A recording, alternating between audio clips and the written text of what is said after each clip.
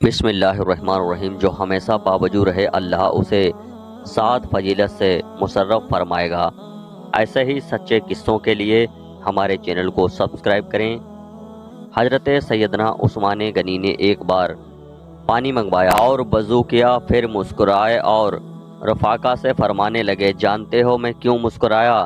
پھر خود ہی جواب دیتے ہوئے فرمایا، میں نے دیکھا کہ سرکار نے وضو فرمایا تھا اور بعد فراغت مسکرائے تھے، اور صحابہ اکرام نے فرمایا تھا، جانتے ہو میں کیوں مسکرایا؟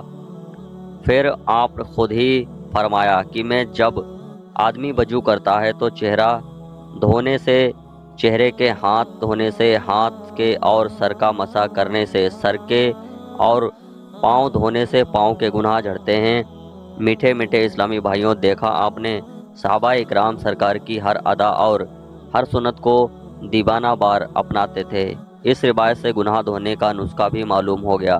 الحمدللہ، وضو میں کلی کرنے سے، منہ کے ناک میں پانی ڈال کر صاف کرنے سے، ناک کے چہرہ دھونے سے پلکوں سمیت سارے چہرے کے، ہاتھ دھونے کے ہاتھ کے ساتھ ساتھ ناخنوں کے نیچے سر اور کان، و مسح کرنے سے سر اور کانوں کے، اور پاؤں دھونے سے پاؤں کے ساتھ ساتھ پاؤں کے ناخنوں کے نیچے کے گناہ بھی جھڑ جاتے ہیں۔ ایک مرتبہ سیدنا امام اعظم ابو حنیفہ عاجم مسجد کوفہ میں وضو خانے میں تشریف لے گئے تھے تو ایک نوجوان کو وضو بناتے ہوئے دیکھا۔ اس کے وضو کے قطرے ٹپک رہے تھے۔ آپ نے ارشاد فرمایا، اے بیٹے، ماں باپ کی نافرمانی سے توبہ کر لے۔ اس نے فوراً عرض کی، میں نے توبہ کی۔ ایک اور شخص نے وضو کے قطرے ٹپکتے دیکھے۔ آپ نے اس شخص کو ارشاد فرمایا، اے میرے بھائی، تو زنا سے توبہ کر لے۔ اس نے عرض کی، میں نے توبہ کی۔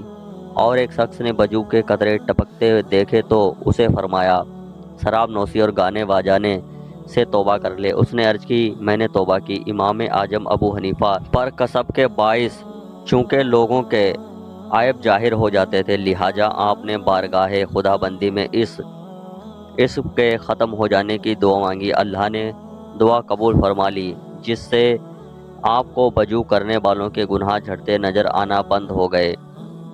عالم کا در و مدار نیت پر ہے، مگر کسی عمل میں اچھی نیت نہ ہو تو اس کا ثواب نہیں ملتا۔ یہی حال وضو کا بھی ہے۔ وضو پر ثواب پانے کے لیے حکم الہی بجا لینے کی نیت سے وضو کرنا ضروری ہے، ورنہ وضو ہو جائے گا، ثواب نہ پائے گا۔ اعلیٰ حضرت علیہ رحمہ علیہ فرماتے ہیں کہ وضو میں نیت نہ کرنے کی عادت سے گنہگار ہوگا۔ اس میں نیت سنت مؤکدہ ہے، سارا بدن پاک ہو گیا۔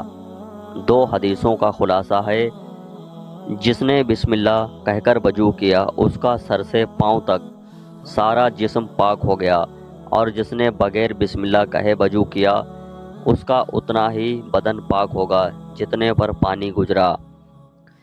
حضور نے فرمایا، جب تم وضو کرو تو بسم اللہ و الحمدللہ کہہ لیا کرو، کہ جب تمہارا وضو رہے گا اس وقت تک تمہارے فرشتے کراتمن کاتبین تمہارے لیے نیکیاں لکھتے رہیں گے۔ حدیث پاک میں ہے کہ باوجود سونے والا روزہ رکھ کر عبادت کرنے والے کی طرح ہیں، باوجود مرنے والا شہید ہے۔